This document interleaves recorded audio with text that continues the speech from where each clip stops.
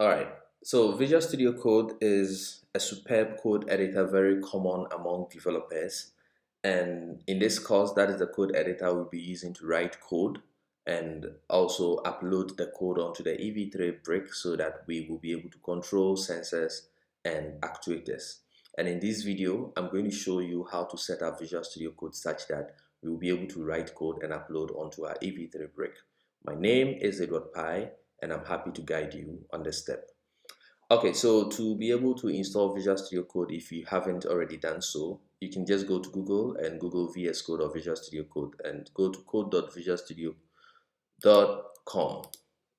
Once you click on it, it is going to automatically detect the operating system that you run in and it will let you download an installer for that platform. I already have it installed, and so I'm just going to go ahead to use what I have installed to show you how to set up the LEGO MINDSTORM extension that is going to help us to achieve the purpose that we want to achieve.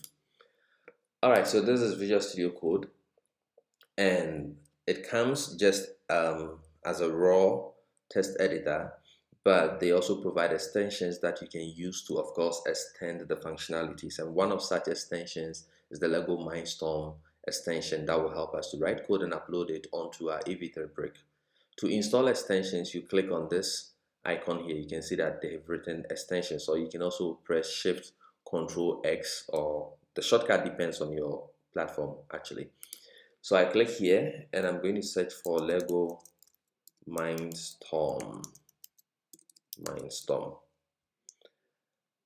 So this is the extension that we want to install. Look at the icon very well, because there are quite about 2 or 3 extensions that have the word Lego in them. But what you want to install is called the LEGO MINDSTORM ev3 MicroPython. Okay, all you have to do is to click on this install button. And having installed that, you will see this new icon appear on the left side of your Visual Studio Code. It is called LEGO MINDSTORM ev3python. And this is how we'll be able to establish a connection to our ev3s and start programming them.